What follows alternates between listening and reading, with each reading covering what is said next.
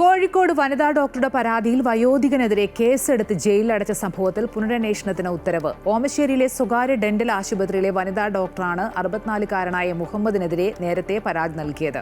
ഈ കേസിൽ മനുഷ്യാവകാശ കമ്മീഷനാണ് പുനരന്വേഷണത്തിന് ഉത്തരവിട്ടത്. ചികിത്സയ്ക്കായി എത്തിയ മുഹമ്മദ് തന്റെ ശരീരത്തിൽ കയറിപ്പിടിച്ച് ലൈംഗികമായി ഉപദ്രവിക്കാൻ ശ്രമിച്ചെന്നായിരുന്നു കോഴിക്കോട് ഓമശ്ശേരിയിലെ സ്വകാര്യ ഡെന്റൽ ആശുപത്രിയിലെ വനിതാ ഡോക്ടർ നൽകിയ പരാതി.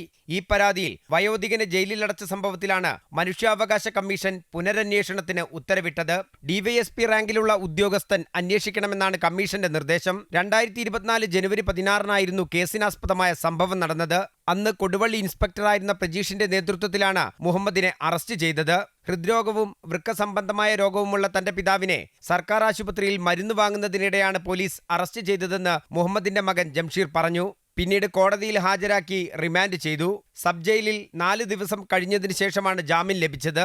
അറസ്റ്റ് ചെയ്യുമ്പോൾ ചെയ്യേണ്ട നടപടിക്രമങ്ങളൊന്നും പാലിച്ചില്ലെന്നും തന്റെ വാദം കേൾക്കാൻ പോലും തയ്യാറായില്ലെന്നും മുഹമ്മദ് പറയുന്നു. എഴുത്തും വായനയും അറിയാത്ത തന്നെ കൊണ്ട് വിവിധ പേപ്പറുകളിൽ ഒപ്പിടിച്ചു വാങ്ങിച്ചു. 50,000 രൂപ നൽകിയാൽ കേസില്ലാതെ പോകാമെന്നും ഒരു പോലീസുകാരൻ പറഞ്ഞു.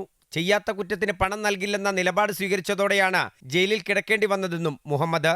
അവിടെ 100 കണക്കിന് ആൾക്കാരുണ്ട്, ക്യാമറയുണ്ട്, അതിൻ്റെ അകത്തില്ല എന്നേയുള്ളൂ.